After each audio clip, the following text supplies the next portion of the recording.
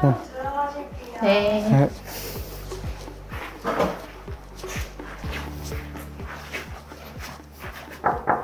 네. 안녕하세요. 안녕하세요. 안녕하세요. 네, 이쪽으로 앉으실게요. 네. 오른쪽이고 왼쪽이거든요. 이쪽이 이제 오른쪽이고 여기 왼쪽인데 뼈에 지금 잘 묻혀 있기 때문에 또 굳이 이런 상태에서는 뽑지 않아요. 만약에 다 났을 때도 뼈 안에 이렇게 잘 묻혀 있다라고 하면 이 상태에서 끝나면 굳이 뽑지 않아도 됩니다. 근데 아래는 아마 조금 이제 나올 것 같아요. 아, 보면 나 네, 그래서 보여요. 위에는 뭐 나올지 안 나올지 봐야겠지만 양쪽 다 나올 것 같아요, 네. 아래는. 아래는 조금 이미 벌써 조금 거의 다 나와 있어가지고 이게 조금만 이제 뚫고 올라오면은 머리가 보일 정도로 올라올 것 같아요. 이게 1년 9개월 전에 찍으셨던 사진이거든요. 이렇게 너무 잘 돌아왔기 때문에. 그리고 약간 이렇게 조금 넓은 느낌이 있었는데 그것도 이제 좁은 약간 타원형, 네. 약간 계란형으로 좁아지면서 배열도 펴지고 그런 상태여서 교정은 매우 잘 되고 있습니다. 이제 교정 원장님께서 적어주신 것도 상태가 아주 좋다, 진행 과정이 아주 좋다 그렇게 적어주셔가지고 원장님, 네. 내가 질문을 몇 개 좀 드려도 될까요? 그럼요. 네. 수학 수능이 얼마나 나가야 자사고로 입학할 수 있나요? 자사고 목표로 하고 있어요. 네. 지금 선행이 어느 정도 돼 있어요? 공통 수학 거의 다 나갔어요. 공통 수학 정도요? 제가 할 때는 지금 교육 과정이 좀 다르잖아요. 네네. 근데 그쵸. 옛날에 7차 교육 과정 그 수학 1, 수학 2 이렇게 했거든요. 네. 공통 수학은 저도 있었고 공통 수학 1, 2, 그다음에 수학 1, 그다음에 3학년 때 수학 2 이과였으니까 그 이름만 바뀌었어요. 네. 대수, 기, 아, 무조건 그렇게. 이렇게. 그렇게 막 미적분, 뭐 확률과 통계 이런 네. 거는 빠져나왔다고 저는 들어왔거든요. 근데 다 통합돼서. 다 통합돼서요. 네네네. 저 같은 경우는 근데 미적분까지는 근데 했었던 것 중3 같아요. 때? 중3 때요. 네. 근데 그게 미적분을 완벽하게 하고 간 건 아니었고요. 그냥 저는 맛만 보고 갔어요. 근데 이게 자사고 시험에 저 때는 그 선행 하면 안 된다 이런 아, 게 예. 되게 심했어가지고 문제도 되게 엄격하게 그 현재 교육 수준에서만 내게끔 중학교 수준에서만 내게끔 했기 때문에 선행이 엄청 의미가 있었던 것 같지는 않아요. 근데 한다는 거는 그럼에도 불구하고 도움이 되는 것 같고 어느 정도 해야 되냐 하면은 이제 제 기준으로는 그래도 2년 정도는 안전하게 하려면 하는 게 좋다. 근데 이게 자사고 준비할 때도 좋겠지만 들어가서도 좀 잘해야 되잖아요. 지금 하는 게 의미가 없진 않은 것 같습니다. 제가 봤을 때는. 네. 카이스트를 목표를 하고 있으면 자사고가 낫나요? 아니면 일반고가 낫나요? 제가 정확하게 이거는 잘 모르겠습니다. 네, 사실은 잘 모르겠지만 카이스트는 워낙 수시로 많이 뽑는 학교여가지고 네, 제 생각에는 카이스트는 좀 특목고를 좋아하거든요. 네, 아무래도 네, 서울대는 또 다른 게 있고요. 서울대는 좀 정시나 이런 거에서 자주 많이 보는 것 같고 등수도 중요하고 서울대는. 근데 카이스트는 약간 특목고나 이런 학생들을 좀 좋아합니다. 네, 과고생도 그래서 많이 가고 하기 때문에. 중2 내신 점수가 그렇게 좋진 않지만 중3 때부터 안 들어가면 자사고로 입학할 수 있을까요?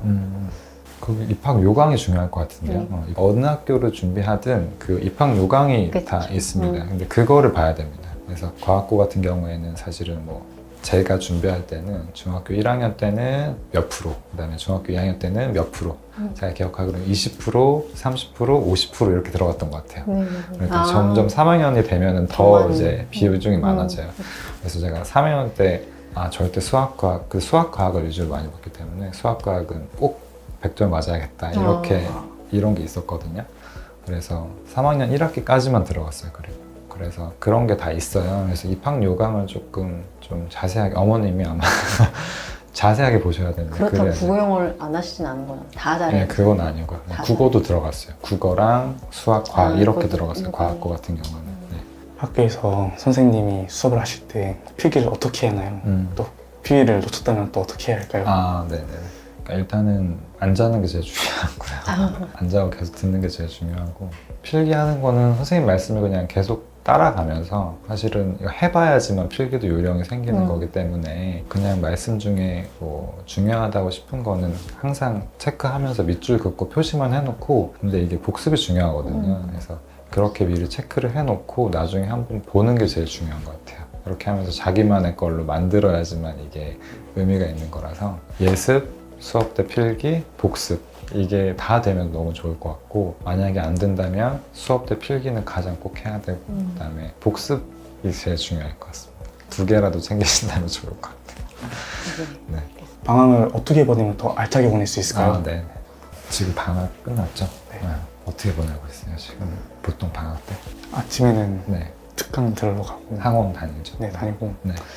저녁에는 이제 10시쯤 와서 숙제를 숙제하시고. 12시까지 하고 네. 잠좀 하고 있는 커리큘럼이 있다면 그거를 충실하게 다 하는 게 중요한 것 같아요. 그래서 뭐 과제가 나온다면 그 과제를 무조건 다 시일 내에 하는 연습이 중요합니다. 이게 지금도 중요하지만 과학부 들어가서도 중요하고 졸업해서 대학교 가서도 되게 쭉 사회생활까지 이어지는 습관인 것 같아요. 그래서 지금 하는 게 의미 없다고 생각될 수도 있는데 다 의미가 있으니까 그거를 뭐 한 번씩도 막 하기 싫을 때가 있으면 그때는 뭐 휴식이야 한 번씩 당연히 갖겠지만은 그렇다고 해야 되는 거를 안 하지는 말고요. 일단 정해진 커리큘럼이 있다면 그거는 꾸준히 하기만 하면 됩니다. 저 같은 경우에 어떻게 했냐면은 저는 중학교 1학년 여름방학 때는 중학교 2학년 거 선행했고 중학교 2학년 여름방학 때는 중학교 3학년 거 선행했고 중학교 3학년 때는 본격적으로 제가 이제 과고를 생각해서 중학교 2학년에서 중학교 3학년 넘어가는 그 겨울방학 때는 경시 준비를 했어요. 근데 지금은 경시가 뭐 배점이 어떻게 되는지는 배점 안 되는 그쵸, 안 돼서 네. 지금은 다를 텐데 어쨌든 그 과고만의 과고나 좌사고에서 요구하는 뭐 특별한 그게 입시 요구하는 보시면 뭐 배점이 있거나 그런 게 있을 거예요. 근데 그런 거 1, 2점이라도 더 맞으면 무조건 유리하거든요. 만약에 영어 말하기 대회 점수가 있다거나 하면은 그거라도 한번 준비해 보시면 좋을 것 같고 중학교 2학년에서 중학교 3학년 넘어가는 그 겨울방학이 특목고를 준비한다면 가장 중요한 것 같아요. 지났다면 이제 여름방학이라도 왜냐면 가을에 그게 시작이잖아요. 네. 마지막 방학을 어떻게 보낼지 지금부터 굉장히 좀 잘 계획을 세워놓는 게 좋을 것 같습니다. 네. 남들이랑 똑같은 거 다 해야 되지만 플러스 1점, 0.5점이라도 배점이 있는 게 있을 거예요. 그런 게 있으면 그거를 좀 준비하면 어떨까? 수학 문제를 풀 때 네. 답을 보고 그냥 푼다 아니면 끝까지 고민해서 풀어본다 중에 어떤 것이 더 나을까요? 저는 무조건 근데 2번이라고 생각해요. 후자라고 생각해요. 네. 수학이라는 게 결국엔 나중에는 수학 체력이라는 게 또 있다고 생각하거든요. 그래서 바로 답을 보는 게 습관이 돼버리면 그치. 실전에서도 모르는 문제가 생길 수 있는데 준수학생이 그냥 일반적인 수준을 원하는 게 아니라 이제 최상위를 원한다면 그거를 맞춰야 되는데 남들도 다 어려운 문제지만 그걸 풀어내는 사람은 끝까지 고민한 사람이 풀어내는 거라고 생각을 저는 하기 때문에 그런 연습을 하는 게 좋을 것 같아요. 그래서 어려운 문제 있으면 일단 생각해보고 만약에 안 풀린다 그러면 일단 다른 문제 다 풀고 다시 돌아와서 한 번 더 생각해보고 그럼 풀릴 때가 있거든요. 아니면 안 풀리면 그 다음날 자고 일어나서 풀면 또 풀릴 때가 있어요. 네. 한 3번 정도만 그렇게 해보시고 안 되면 답을 보세요. 네.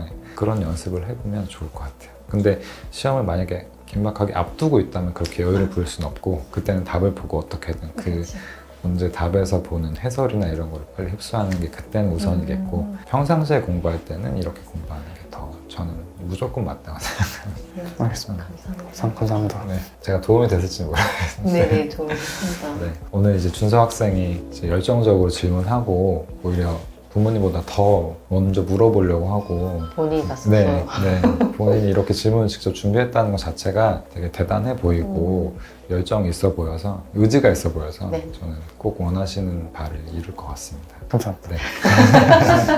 파이팅. 먼저 자기소개 한번 해주세요. 안녕하세요. 이번에 중3 되는 김준서라고 합니다. 치아 교정을 하기 전에 불편한 점은 없었나요? 치아 교정을 하기 전에는 앞니가 되게 삐뚤어져 있어서 친구들에게 웃음을 더 보이기도 좀 그랬고요. 음식을 씹을 때도 잘 씹히지 않는 부분이 있더라고요. 그래서 그런 점에서 되게 불편했었습니다. 그럼 이제 치아 교정을 하게 된 계기가 있을까요? 이가 되게 삐뚤어져 있다. 그래서 제가 평소에 생각이 있었는데 제가 말하기에 좀 그랬는데 어머니가 얘기를 해주셔서 저한테 이렇게 치아 교정을 하게 됐습니다. 치아 교정을 하면서 어려웠던 점은 없었나요? 초기에는 음식을 먹을 때 되게 아팠고요. 양치할 때도 똑같았습니다. 통증이 심했고요. 또 하나는 철사가 계속 잇몸에서 찌르더라고요. 그래서 되게 상처도 나고 되게 아팠습니다. 제가 또 이제 시험 준비를 하는데 이빨 통증 때문에 또 준비하기도 되게 어려웠습니다. 그럼 지금 치아 교정을 하고 있는데 달라지는 걸 느끼고 있나요? 음식을 먹을 때는 예전보다는 잘 씹히는 느낌이 나고요. 웃을 때도 전혀 꺼려하지 않습니다. 확실한 건 다 빼봐야 알겠지만 지금도 좋아진 걸 잘 느끼고 있습니다. 원장님 오늘 이렇게 공부도 좀 봐주셨는데 좀 어떠셨나요? 치과에서 치료만 해주시는 게 아니라 이렇게 공부 질문도 받아주시고 답도 해주시니까 되게 든든하고 제가 평소에 궁금했던 것을 이렇게 원장님 설명해 주시니까 더 신뢰가 가고 고민이 해결된 것 같습니다. 지금 자녀분들 두 분이나 치아 교정을 하고 있는데 치아 교정을 결심하게 된 계기가 있을까요? 계기는 이제 저희 아이가 이가 안 이쁘게 나기 시작하면서부터 교정을 해야겠다. 사실은 이제 저도 치아가 안 이쁜데 저는 못하겠어요. 그래서 애들은 무조건 치아가 안 이쁘면 해줘야겠다 했는데 마침 둘 다 치아가 이쁘게 나지 않아서 꼭 교정을 해야겠다 생각을 해서 교정을 해주게 되었습니다. 딸은 이제 스트레스라기보다는 어느 날 이제 애가 항상 입을 다물고 웃길래 왜 이를 안 보이고 웃어? 그랬더니 나 이 못생겨서 입 벌리기 싫어 이러더라고요. 그래서 아 얘는 꼭 교정이 필요하겠구나 이런 생각을 했었어요. 아드님은 어떻게 시작하시게 되셨나요? 아들은 또 사실 앞니가 조금 삐뚤어져서 보기가 안 좋으니까 앞니가 제일 눈에 띄잖아요. 그래서 이제 교정을 해야겠다고 해서 이제 병원에 왔는데 생각지도 않게 어금니가 부종교합이라는 소리를 듣고 교정이 꼭 필요한 상태라는 걸 알게 돼서 아들도 교정하게 되었습니다. 그럼 치아 교정을 시작하고 나니까 자녀분들 반응이 좀 어떠셨나요? 처음에 큰아이 같은 경우는 교정을 좀 단기간에 하신다 그래서 처음에 좀 이렇게 강하게 이렇게 조이신 것 같아요. 그래서 큰아이는 좀 힘들어해서 처음에 좀 고민이 많았는데 이제 전화 계속 하면서 그렇게 아플 거다라는 말씀 계속 하셔가지고 그냥 안심을 하고서 진행하게 되었고요. 둘째 아이 같은 경우는 이제 나이도 좀 어리고 한 5학년 말 정도부터 시작을 했거든요. 그래서 그 교정하면서 아프다는 얘기도 전혀 안 하고 굉장히 자연스럽게 이제 교정을 원래 했던 것처럼 잘해서 만족도는 우리 둘째 아이가 더 좋은 것 같습니다. 그럼 서울 다루치과를 결심하시게 된 계기가 있을까요? 사실 상담을 보통 한 군데만 가진 않잖아요. 여러 군데를 가봤을 때 일단 저희 아이들 같은 경우는 발치 없이 진행을 해주신다고 하셔서 일단 결정하는 데 큰 계기가 되었고 또 비용도 합리적이었던 것 같아요. 그래서 다루치과에서 교정을 해야겠다 결심하게 되었습니다. 그리고 이제 병원에 이제 저희 시어머니 소개로 오게 됐는데 선생님 양력이 여기 병원에 있거든요. 근데 이제 원장님의 스펙을 보니까 좀 더 신뢰가 생겨서 다루치과로 결정하게 되었습니다. 어머니께서 생각하셨을 때 치아 교정은 언제 하는 게 좀 좋으신 것 같으세요? 제가 일단 여러 가지 알아본 바로는 영구치가 난 후에 하는 게 가장 좋다고 해서 이제 우리 아이들이 그 정도쯤에 이제 교정을 해줄까 하고 오게 됐고요. 제 생각에는 저희 아들 같은 경우는 중학생이어서 시험 기간이랑 겹치면 스트레스를 좀 받았던 것 같아요. 그래서 저는 중학교 들어가기 전에 영구치가 난 후 교정하는 게 가장 좋은 것 같습니다. 그럼 마지막으로 치아 교정을 망설이는 부모님들에게 좀 해주고 싶은 얘기가 있다면 어떤 게 있을까요? 딱 이제 처음 사람 만났을 때 치아가 가장 눈에 띄는 건데 아이가 혹시 스트레스를 받거나 부모님이 봤을 때 치아가 고르지 않다고 생각을 하시면 저는 중학교 들어가기 전에 교정을 시작하는 게 가장 좋다고 생각을 하고 아이들일수록 또 결과가 좋다고 들었습니다. 그래서 아이들 교정시킨 거를 잘했다고 생각하고 있습니다. 부모로서 아이가 밝고 즐겁게 자라는 게 가장 바라는 건데 치아 교정도 그에 한 몫을 한다고 생각합니다. 근데 치아가 고르지 않으면 친구들 관계에서도 이제 좀 위축되는 뭐 경우가 있으니까 그렇지 않게 하기 위해서 치아를 교정하는 게 좋은 거라고 생각을 합니다. 저희 딸만 봐도 치아 교정을 하고는 이를 활짝 드러내 보이면서 웃고 다니고 있습니다. 그리고 제가 상담해봤을 때 원장 선생님께서 말씀하시기를 어릴 때 하는 게 비용도 적게 들고 더 돈을 버는 거라고 하시더라고요. 기간도 훨씬 짧고 효과도 더 좋다고 합니다. 그래서 혹시 교정을 망설이는 부모님이 계시다면 꼭 다루치과 원장님과 상담을 해보시기를 권합니다. 오늘 치료 케이스는 어떤 케이스였나요? 오늘은 이제 교정한 지 한 1년 정도 되신 남학생 환자분이 교정이 마무리가 돼가는 시점에서 제가 체크를 좀 해드렸고요. 뭐 충치가 있지는 않는지, 여타 다른 치아에 문제가 있지는 않는지 이런 것들을 봐드리는 그런 날이었습니다. 따님도 같이 저희 치과에서 교정을 하고 계셔가지고 지금 잘 진행하고 있습니다. 그렇게 해서 자녀 두 분이 모두 다 저희 치과에서 교정을 하고 있는 케이스입니다. 그럼 원장님이 아마 상담하시다가 공부 지원도 좀 해주시던데 원래 이렇게 공부 지원을 좀 해주시나요? 간혹 가다가 저희 병원에 오시면서 저한테 간혹 이제 공부에 관련된 것들, 이제 진로에 관련된 것들에 대해서 물어보시는 경우가 있습니다. 저희 단골분들한테만 제가 가끔씩 해드리는 건데 제가 제 경험을 토대로 해서 직접적으로 이제 이런 경험들을 얘기를 해드리니까 생각보다 정말 고민하셨던 부분이 많이 해결이 되었다고 하시면서 치과 치료하실 때보다 훨씬 더 만족하고 가시는 경우도 있습니다. 원장님이 보셨을 때 치아 교정은 어떤 분들이 받으면 좋은가요? 아무래도 이제 이런 학생들 같은 경우에는 외모에 컴플렉스가 많을 나이잖아요. 앞니가 좀 삐뚤빼뚤하다거나 앞니가 약간 이렇게 돌출되어 있다거나 하는 경우에는 외모적으로 조금 컴플렉스가 될 수 있기 때문에 웃을 때도 이렇게 가리고 웃거나 하는 등으로 대인관계에서 좀 자신감이 떨어지는 경우가 있습니다. 그런 경우에 저는 교정을 많이 추천을 드려요. 그리고 두 번째로는 실제로 기능상의 문제가 있을 때도 교정을 추천드립니다. 치아라는 거는 뭐니 해도 이 식사를, 음식을 먹기 위한 기능을 해야지만 되는 건데 정상적인 교합이 아닌 경우에는 이 식사 자체가 어렵다 보니 이 영양 섭취가 제대로 되지 않을 때가 있습니다. 그런 경우에도 교정을 추천드립니다. 치아 교정에 대한 효과랑 만족도는 좀 어떤 편인가요? 일단은 외모적인 부분이 해결이 되다 보니까 치아 교정만으로 특별하게 성형수술이나 이런 걸 하지 않고 치아 교정만으로 외모의 업그레이드가 되다 보니 만족도는 굉장히 높습니다. 실제로 치아 배열만 바꾸는 게 아니라 입술의 이런 모양이나 옆모습, 그리고 턱끝 각도 이런 것들도 바뀌기 때문에 실제로 외모적으로 굉장히 많은 개선이 이루어집니다. 그래서 치아 교정만 받았는데도 성격 자체도 굉장히 밝아지고 사회생활을 함에 있어서 자신감이 생겼다고 하시는 분들이 굉장히 많습니다. 마지막으로 치아 교정을 망설이고 있는 분들에게 한마디 해주시는 건 어떤 게 있을까요?